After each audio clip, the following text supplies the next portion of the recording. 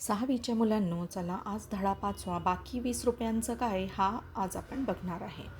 ह्या धड्याचे लेखक आहे बाबाराव मुसडे. हे एक प्रसिद्ध लेखक आणि कवी, आणि त्यांनी खूप सारे कथासंग्रह लिहिलेले आहे जे खूप प्रसिद्ध आहे. तर ह्या जो धडा आहे त्याच्यात आपल्याला त्यांनी एक अशा मुलाची गोष्ट सांगितली आहे की जो खूप निस्वार्थ असतो आणि सगळ्यांना मदत करण्यास तो तयार असतो. तर अशा या मुलाची गोष्ट आपण इथे बघू. तर ही गोष्ट आहे, पहिले संवाद आहे जे आपण बघू. मी आत येऊ शकतो का सर? हातातल्या फाईली सावरत विकासने विचारले. साहेब कुठली तरी फाईल पाहत होते.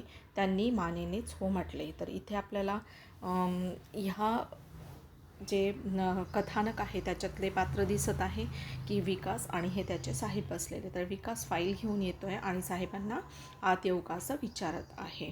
तर आवाजावरून त्यांनी विकास आत आल्याचे वर न पाहताच ओळखले आणि तक्रारीच्या सुरात बोलले, विकास सर, कालच्या त्या मुलानं मला 80 रुपयांना फसवलं. तुमच्यामुळे हे सारं घडलं. ही मुलं महाबिलंदर असतात. तुम्हाला त्याचा कसा पुडका आला तेच मला कळत नाही. 100ची नोट घेऊन गेला. एकदा गेला तो गेलाच. बघा, त्याची पाण्याची बाटली मला 100 रुपयात पडली. एका दमात साहेबांनी मनातली नाराजी व्यक्त केली. बघा, इथे हा विकास आणि त्याच्या साहेबांच्या किंवा सरांच्या संवादावरून आपल्याला कळत आहे की कोणीतरी मुलांकडून ह्या सरांनी पाण्याची बॉटल मागवलेली आणि तो ज्याच्याकडून मागवलेली तो विकासला ओळखत होता आणि 100 रुपये साहेबांनी त्या मुलाला दिले असेल आणि आत्तापर्यंत तो मुलगा त्यांचे पैसे परत करायला आलेला नाही आणि ही गोष्ट ते विकासला सांगत आहे असे आपल्याला या संवादावरून कळते. क्षणभर विकासला वाटले आपण आपल्या खिशातून साहेबांना 80 रुपये काढून द्यावे. आता विकासला खरं वाटलं की त्या मुलाबद्दल सर असे का बोलत आहे. त्याला वाटलं की मीच 80 रुपये देऊन टाकतो सरांना, पण त्याने तसे केले नाही. तो साहेबांच्या समाधानासाठी म्हणाला, तसं नसेल सर, काही अडचण आली असेल त्याला, म्हणून काही सांगू नका. यानंतर असली मुलं कार्यालयात आलेली मला चालणार नाहीत, समजले. बघा, तर ते साहेब म्हणत आहे की असे प्रकारचे मुलं काही म्हणजे विश्वास करण्यासारखे नसतात आणि विकासला सांगत आहे की अशा प्रकारची जी मुलं ज्याच्यामुळे अशी घटना घडलेली तशी मुलं आता कार्यालयात दिसायला नको, असे ते त्यांना विकासला सांगत आहे. तर तो म्हणत आहे की सर, असं काही होऊ शकणार नाही, कारण त्या मुलाला काही अडचण आली असेल तसा तो मुलगा नाही आहे, असं विकास सरांना समजत आहे, साहेबांना समजवत आहे. पण इथे सर किंवा साहेब काही ऐकायला तयार नव्हते. तर पुढे आपण बघू की विकासच्या मनात सारखेच येत होते की हे जे साहेब बोलत आहे हे सत्य नाही, कारण तो मुलगा तसा नाही. राजू हा मुलगा फसवी करणारा वाटत नव्हता. मागच्या महिन्यापासून विकास त्याला ओळखत होता. आता ज्या मुलाबद्दल गोष्ट चालत आहे त्या मुलाचं नाव आहे राजू. म्हणजे 3 पात्र या गोष्टीत आपल्याला समजलेले. विकास जो त्या कार्यालयात काम करतो, विकासाचे साहेब आणि राजू नावाचा मुलगा ज्याने त्या साहेबांकडून 100 रुपये घेतले असेल काही कामासाठी. तर काही कामासाठी ते आपण आता पुढे बघणार आहे. तर इथे विकास त्याला कसा ओळखत होते ते आता आपल्याला कळेल. विकासची मेहुणी टाटा कॅन्सर सेंटरच्या बी विंगमध्ये दाखल झाली होती. विकास सकाळ संध्याकाळ त्यांना भेटायला आणि डबा पोचवायला जात असे. टाटा कॅन्सर सेंटरच्या शेजारीच त्याचे कार्यालय होते आणि तिथला त्याचा वावर नित्याचा झाला होता.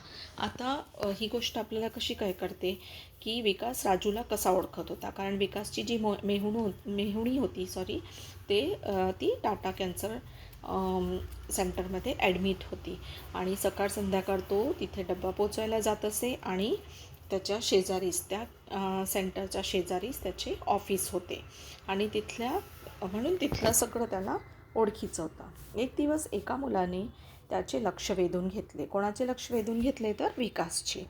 फार तर 10-11 वर्षाचा मुलगा असावा. त्याच्या गळ्यात एक पाटी अडकवलेली होती, त्यावर त्याने उरलेले अन्न देण्याचे आवाहन केले होते.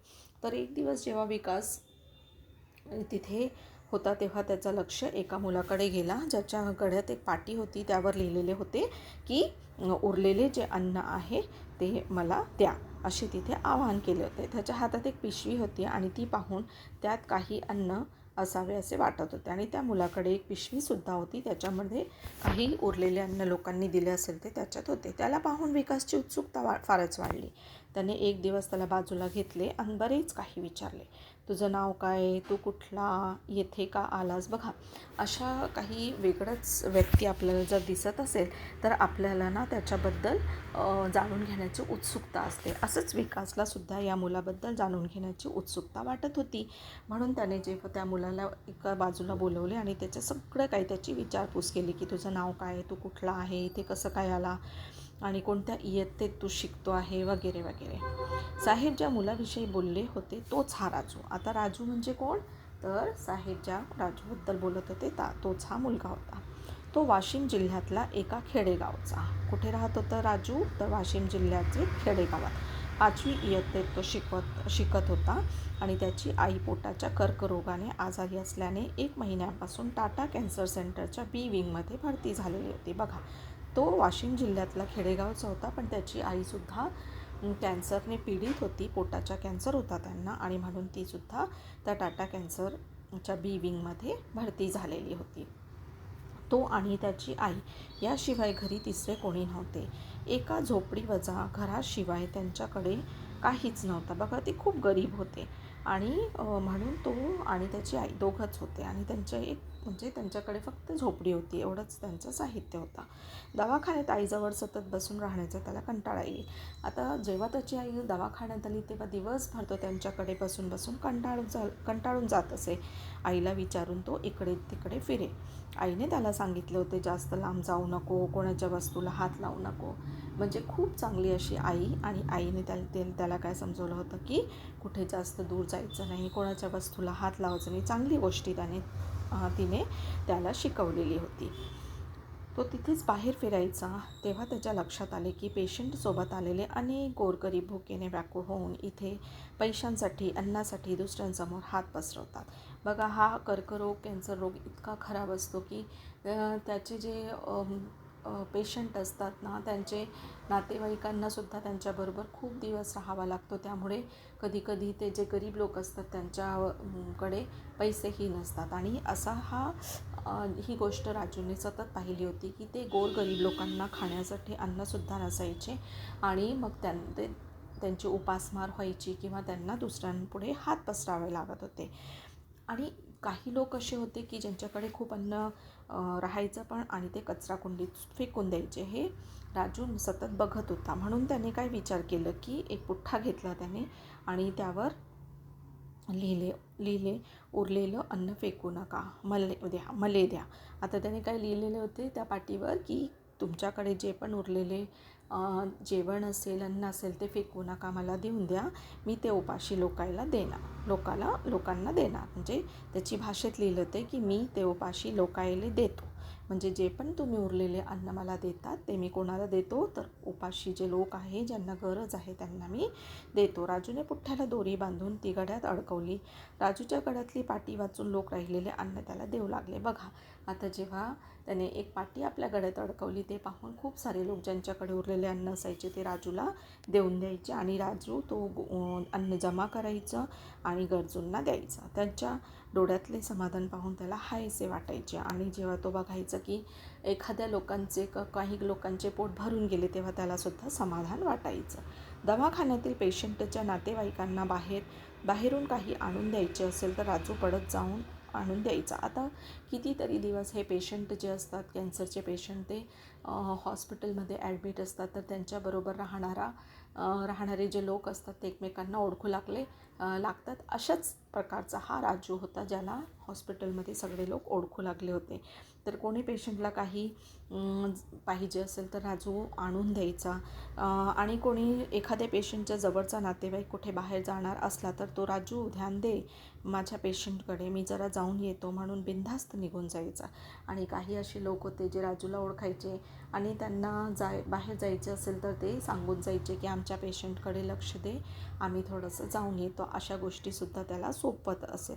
म्हणून बिनधास्त बी विंगमधल्या सर्वांना त्याचे भारी कौतुक होते, कारण राजू सगळ्यांना मदत करायचा, असं मदत करणारा तो मुलगा होता. कार्यालयाच्या बाहेर असलेल्या हॉटेलमधून विकास रोज पाण्याची बाटली घेत असे. आता ऑफिसच्या बाहेर हॉटेल होती आणि तिथे पाण्याची बॉटल भेटायची. तो विकास दररोज घ्यायचं.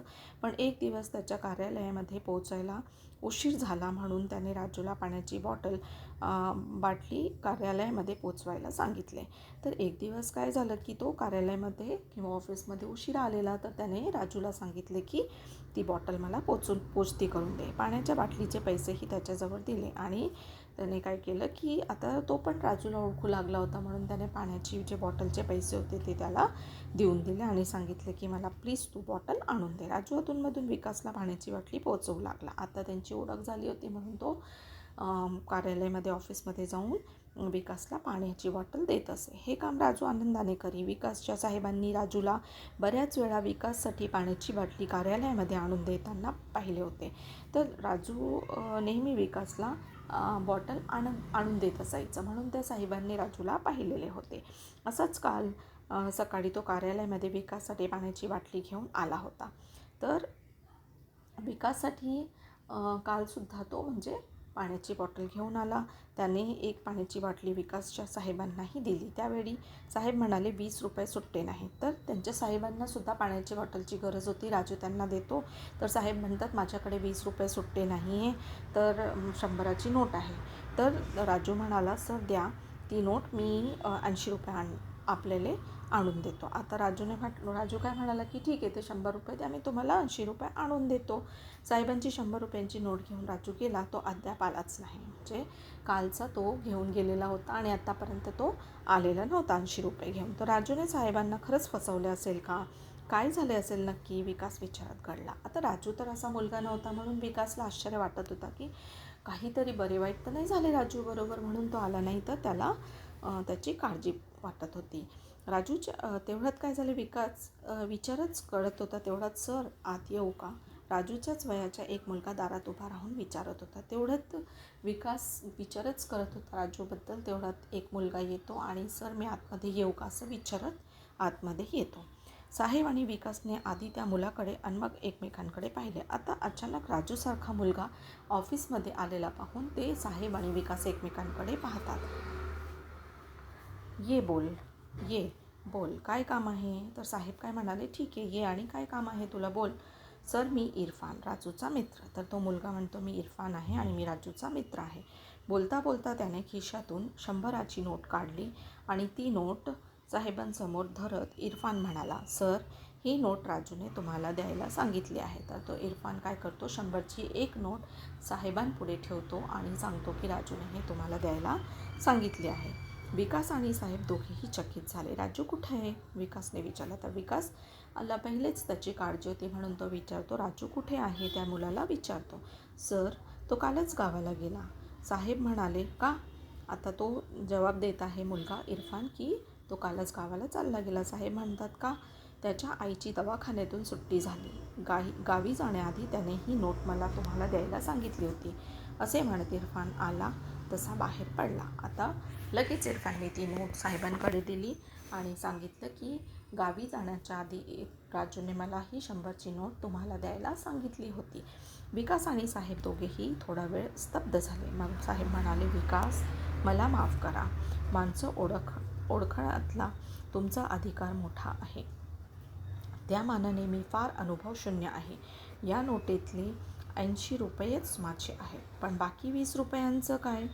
यावर विकासही निरुत्तर होता. बघा किती इमानदार तो मुलगा राजू, ज्याने साहेबांचे 100चे 100 रुपये परत केले.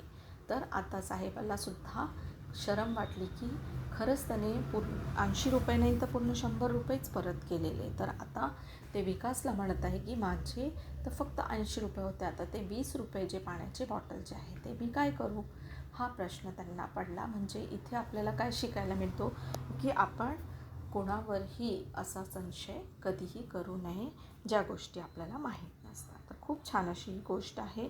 तर तुम्ही ते फॉलो करा आणि जास्तीत जास्त तुमच्या मित्रमैत्रिणींना शेअर करा आणि शिव अनुजा या चॅनलला फॉलो करा आणि सगळे धडे समजून घ्या. Thanks for watching.